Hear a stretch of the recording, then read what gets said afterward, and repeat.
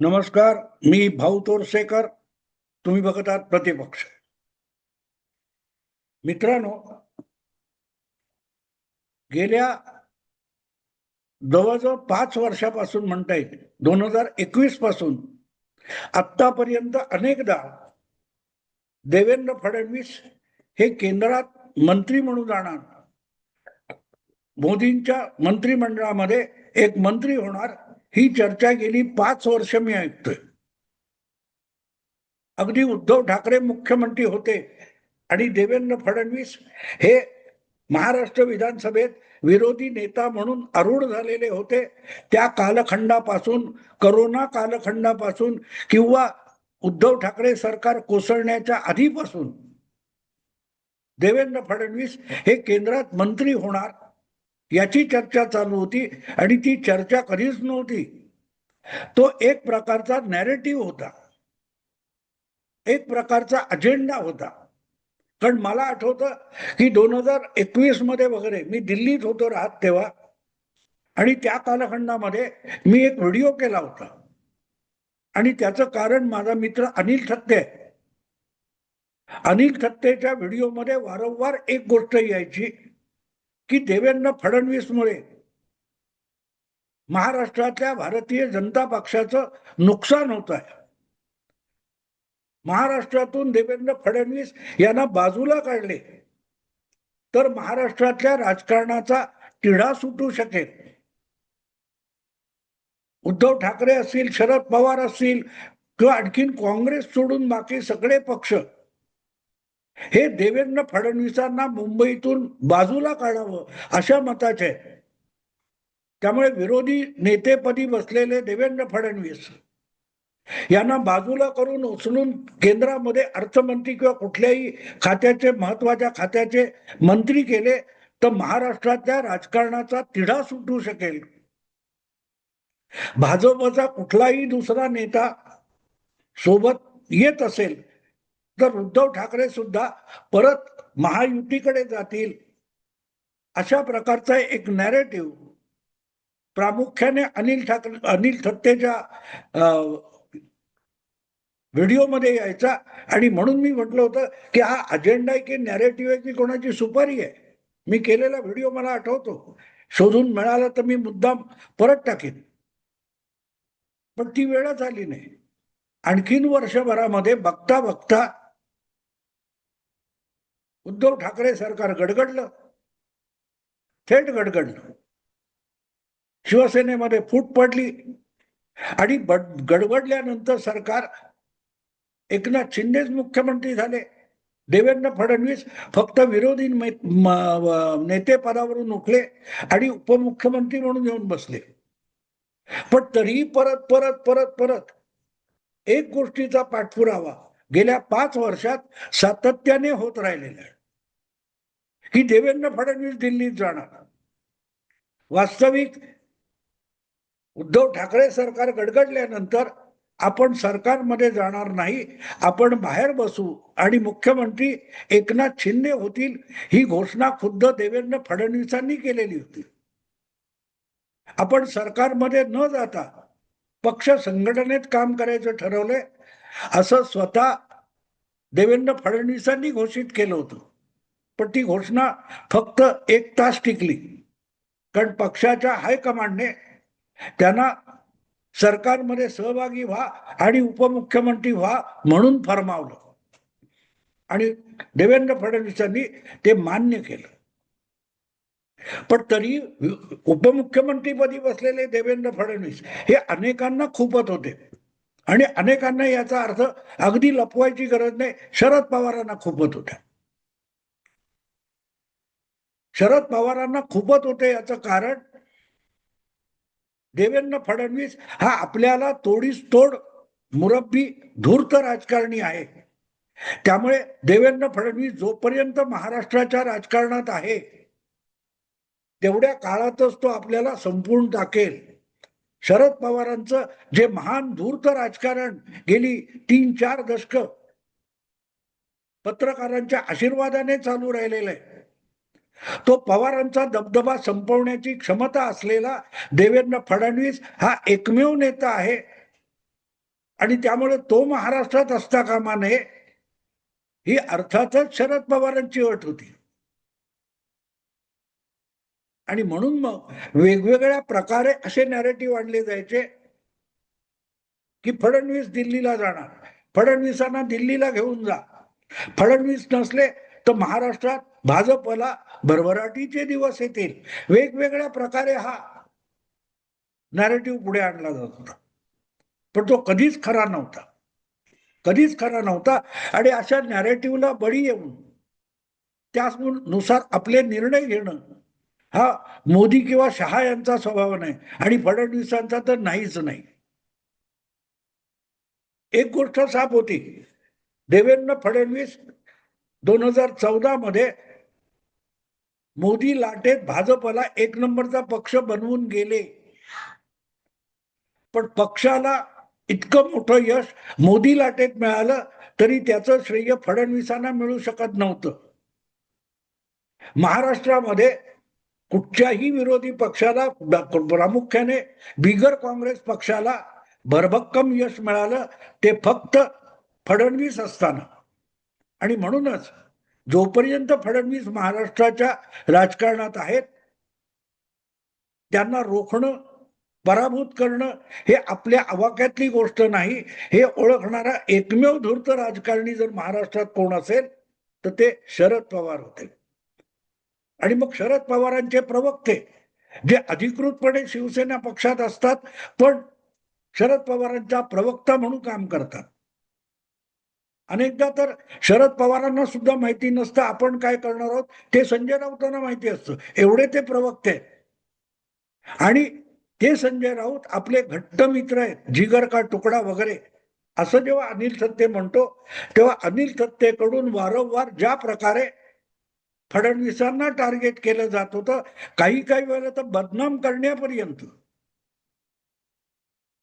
बावनकुळेंचा काटा कसा फडणवीसांनी काढला,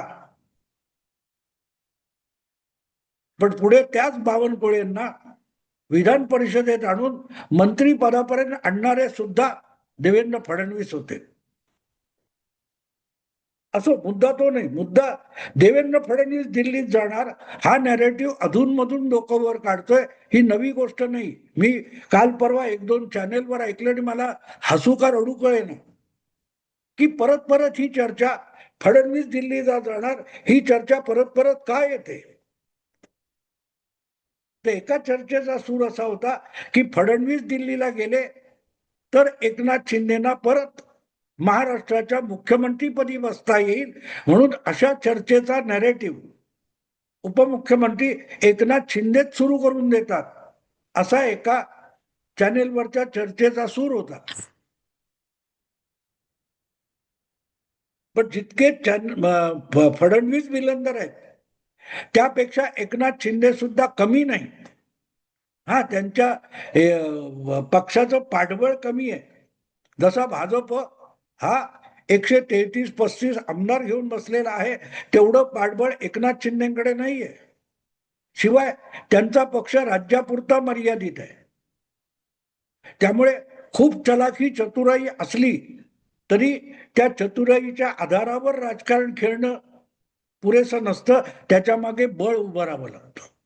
तेवढं बळ जर एकनाथ शिंदेकडे नसेल तर आपण चुकीचं धाडस करायचं नाही, आणि केलं तर आपला उद्धव ठाकरे होतो हे कळण्या इतपत कुशाग्र बुद्धी एकनाथ शिंदेकडे आहे. आणि म्हणूनच फडणवीसांविरुद्ध एकनाथ शिंदे काय काय डावपेच करतात असं जे दाखवलं जातं त्यामध्ये काडी मात्र तथ्य नाही. आपली जमीन किती आहे आणि आपले पाय जमिनीवर आहेत की नाही याचं भान असलेला महाराष्ट्रातला दुसऱ्या क्रमांकाचा नेता फडणवीसांनंतर एकनाथ शिंदे. त्यामुळे मीडियामधून किती हवा पसरवली गेली तरीही आपल्याला मुख्यमंत्रीपदी बसता येईल या भ्रमामध्ये एकनाथ शिंदे असतील असं मला बिलकुल वाटत नाही. मी त्यांची माझी भेट 2-3दा झालेली आहे. फार जमिनीवरचा नेता आहे. आणि मग असा प्रश्न येतो की हा विषय येतो कुठून, येतो कुठून. तर तो येण्याचं कारण असं आहे की आज फडणवीसांनी महाराष्ट्रात फक्त आपला पक्ष मुठीत ठेवलाय असं नाही, अजिबात नाही. त्यांनी संपूर्ण महाराष्ट्राचं राजकारण आपल्या मुठीत ठेवलेलं आहे. एक काळ असा होता गेली 30-40 वर्ष की शरद पवार कुठल्याही पक्षात असोत, सत्तेत असोत किंवा विरोधात असोत, पण महाराष्ट्राच्या राजकारणातले मोहरे आणि प्यादे फिरवणं हे शरद पवारांना शक्य असेल. ते विरोधात बसले तरी त्यांचे अनेक पाठीराखे आमदार हे सत्तेत असायचे, आणि ते सत्तेत असले तर विरोधी पक्षात सुद्धा शरद पवारांचे अनेक मोहरे प्यादे असायचे. अगदी भाजपमध्ये सुद्धा आज एक प्रकारे तितकं महाराष्ट्राचं राजकारण फडणवीसांनी आपल्या मुठीत ठेवलंय, आणि तीच शरद पवारांची मोठी दुखती रग आहे, नस आहे, दुखणारी नस. या आपल्यापेक्षा विलंडर निघाला, शेराला 1.25 शेर निघाला. आज पवारांचं वय आणि प्रकृती अशी नाजूक आहे की ते उठून मैदानात उतरून कुस्ती खेळतील, तलवारीचे वार करतील हे शक्य नाहीये, पक्षाचं पाठबळ नाहीये. अशा वेळेला आपल्या पूर्व पुण्याईवर शरद पवारांना जगावं लागते. मग आजवरच्या राजकारणामध्ये ज्या लोकांची दोस्ती करून ठेवले, मग ते मोदी असतील, शहा असतील, इतर पक्षातले लोक असतील, भाजपतले असतील, या सगळ्यांचा वापर करून शरद पवारांना आपलं राजकारण चालवावं लागतं. पण तेवढ्या बळावर फडणवीस सारख्या आजच्या पिढीतल्या आणि तरुण शक्तिमान पहलवानाशी 2 हात करणं शरद पवारांच्या आवाक्यातली गोष्ट नाहीये. आणि म्हणून मग जाता जाता काहीतरी टिवल्या बावल्या करणं, गुगलीच्या नावावर उंगल्या करणं, या पलीकडे शरद पवारांची झेप जात नाहीये. आणि म्हणून मग बसल्या बसल्या जागी डिवचायचं काम पवार करतात. आणि डिवचण्यासारखी इतर कोण व्यक्ती आहे? डिवचण्यासारखी व्यक्ती फडणवीसच आहेत. आणि म्हणून मग ह्या चर्चा मधून मधून येतात, त्या कुठल्या सोर्स मधून येतात, त्याची बेसिक सुरुवात कुठून झाली हे बघितलं तर तुमच्या लक्षात येईल की ज्यांची अपरंपार भक्ती शरद पवारांवर आहे, अशा पत्रकारांकडून या गप्पा किंवा पिल्ल सोडली जातात की आता केंद्रात मंत्रिमंडळाचा फेरबदल होणार आहे आणि त्यामुळे सीतारामन यांना बाजूला काढलं जाणार, तर मग वय वाढलेले राजनाथ सिंग यांना तर अर्थमंत्री पद दिलं जाणार नाही, त्यामुळे केंद्रात अर्थमंत्री पदाची जागा मोकळी आहे आणि तिथे फडणवीसांना नेलं जाईल. आणि मग महाराष्ट्रात फार मोठी राजकीय उलथापालथ होणार आहे. आणि उलथापालथ होऊन काय होणार, तर एकनाथ शिंदेना मुख्यमंत्री केलं जाऊ शकतं.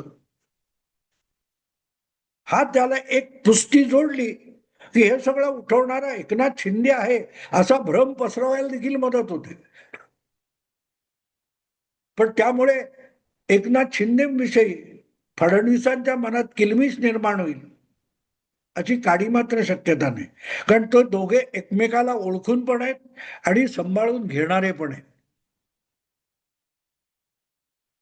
आणि हे सगळं कशाच्या आधारावर चाललं होतं लक्षात घ्या की आता जे पावसाळी अधिवेशन येऊ घातलंय, ते पावसाळी अधिवेशन संसदेचं व्हायचंय, त्यामध्ये महत्वाचे काही बिल्स आणली जाणार, विधेयकं आणली जाणार, आणि त्याच्यासाठी जी फोडाफोडी चालू आहे त्याच्याबरोबरच पक्षाचं संघटनात्मक स्वरूप बदललं जाणार आहे, भाजपचं राष्ट्रीय आणि केंद्रीय मंत्रिमंडळामध्ये पण फेरफार होणार आहे. आणि मग तो फेरफार होणार म्हणून फडणवीसांना इकडून घेऊन जाणार. अरे भाजप म्हणजे राहुल गांधींनी चालवलेली काँग्रेस आहे का? जोपर्यंत महाराष्ट्राच्या राजकारणामध्ये भाजप घट्ट पाय रोवून उभा राहत नाही आणि प्रसंगी स्वबळावर 150-60 आमदारांचा पल्ला ओलांडण्यापर्यंत भाजपचं संघटन आणि क्षमता पोहोचत नाही, तोपर्यंत फडणवीस महाराष्ट्राला सोडून दिल्लीला जातील याची कल्पनाही करू नका. साधी सरळ गोष्ट आहे. एक हातातलं राज्य गमवायचं कशाला, तर बड्या बड्या मीडिया हाऊसेसना, वर्तमानपत्रांना, चॅनेलना ब्रेकिंग न्यूज मिळाली पाहिजे. तुम्हाला ब्रेकिंग न्यूज पाहिजे म्हणून होत नाही. आणि दुसरी गोष्ट लक्षात घ्या की वेगवेगळ्या चॅनेलच्या, मीडिया हाऊसेसच्या न्यूज रूम मध्ये बसून केंद्रीय मंत्रिमंडळ बनवण्याचे दिवस कधीच गेलेले, कधीच गेलेले. केंद्रीय सरकारमध्ये ज्या काही घडामोडी घडत असतात, अंतर्गत घडत असतात, त्यातली अंदर की बात सोडा, त्यातलं एक अक्षर सुद्धा मीडियाला मिळू शकत नाही. आणि म्हणून ह्या असल्या बावड्या उडवणं चालतं. हे झाले फडणवीस आता दिल्लीला चालले, दिल्लीत ते अर्थमंत्री होणार. काही होणार नाही मित्र. मी मुद्दाम ते शीर्षक दिले, कारण गेले 15 दिवस हेच शीर्षक चालू होतं आणि आता त्या फुग्यातली हवा गेली आहे. आणि सुरू झाले की दरवेळेला ही 4-5 महिन्यांनी, 3-4 महिन्यांनी ही चर्चा येते कशाला, की फडणवीस दिल्लीला जाणार. अरे चर्चा तुम्हीच करणार. म्हणजे भाऊने एक काहीतरी चर्चा सुरू करायची, सुशील कुलकर्णीने उचलायची, सुशील कुलकर्णीकडून प्रभाकर सूर्यवंशी उचलणार, तिकडून आबा माळकर उचलणार. हे जे काय चालतं ना, ती चर्चा नसते, ते तुम्ही पसरवलेला नॅरेटिव्ह असतो. तर अशी कुठलीही चर्चा नाही. आणि भाजप इतका मूर्ख नाही की देवेंद्रना मुंबईला न्यायचं, मुंबई दिल्लीला न्यायचं आणि महाराष्ट्रातला भाजप खिळखिळा करून टाकायचा.